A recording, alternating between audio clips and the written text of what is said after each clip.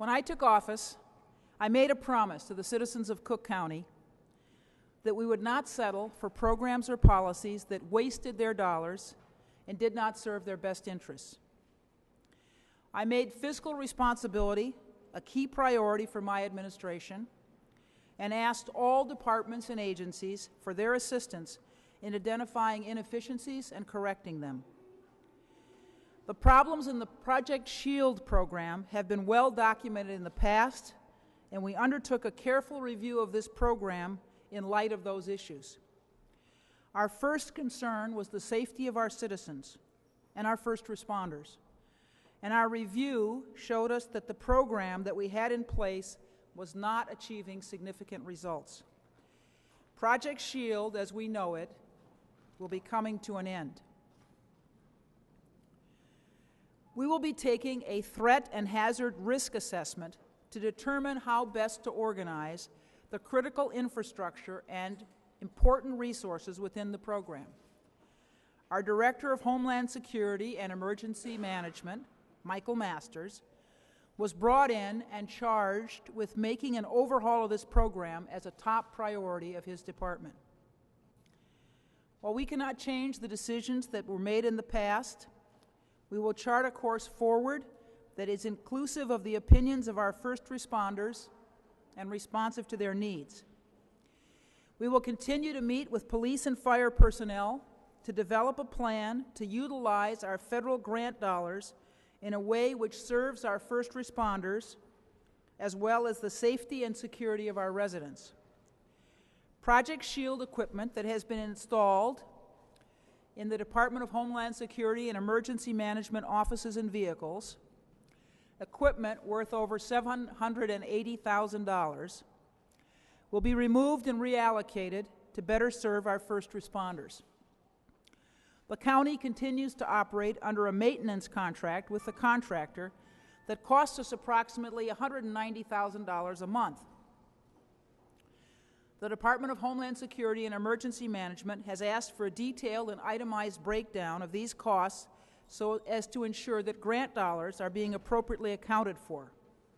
We will work to renegotiate this contract given actual expenses and dependent on changes to the program. Fixed location cameras will be redeployed or placed at locations where a threat assessment indicates they are warranted. And the faulty in-car camera program will be phased out. Public safety is a vital service that government provides. If we are not doing the best job we can, then we need to change our course. Project SHIELD was not working, and it's time we went in a new direction. When President Preckwinkle and I stood before you together last, we announced a new direction for the Department of Homeland Security and Emergency Management. I pledged at that time to work to implement the President's countywide goals of fiscal accountability, transparency, and integrity at a department that was plagued with questions related to leadership, project management, and the expenditure of federal grant dollars. There has been perhaps no greater example of the issues and challenges confronting the Cook County Department of Homeland Security and Emergency Management than the program known as Project SHIELD. Begun in 2004, Project SHIELD was billed as an initiative to provide situational awareness from police squad cars back to police departments and command centers.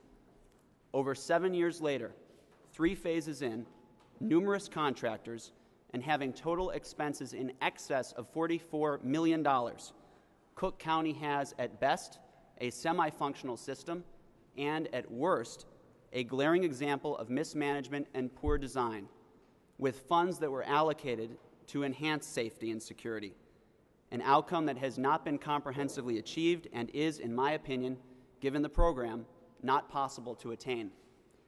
Since taking over the department, my staff and I have worked diligently to examine the program known as Project SHIELD. We have reviewed its history, functionality, and the intent behind it.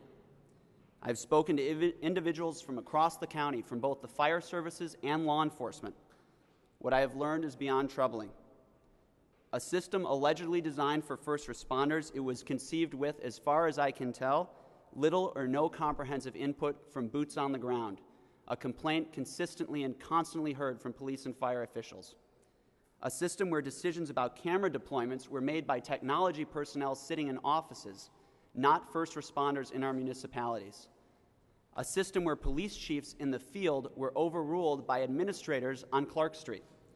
A system involving new and not comprehensively tested technology that was intended to be deployed across 940 square miles, 128 jurisdictions, and an area covering roughly 5.4 million people, without determining whether first responders wanted it, whether they needed it, or whether it could actually work. A system that was, in short, ill-conceived, poorly designed, and badly executed. Even more alarming, however, is that it might be placing our first responders in danger. In undertaking our review of Project SHIELD, we have uncovered a potential safety issue with respect to the installation of both the cameras as well as the mounting systems of the portable data terminals in the first responders' vehicles. This program not only appears to have failed to make us more safe, despite costing millions, in some cases, it might actually be endangering our first responders.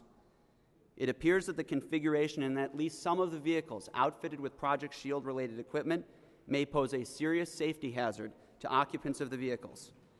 As you will see, the deployment of the airbags may cause the equipment to be violently displaced as a projectile. The situation may not only cause damage to the equipment and the vehicle, but more importantly, to the driver or passenger of our vehicles. With respect to the safety issue, our office has notified the current contractor.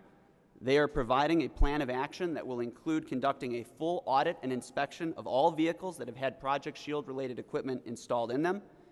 Where vehicles are found to be unsafe, the situation will be rectified to ensure the safety of our first responders.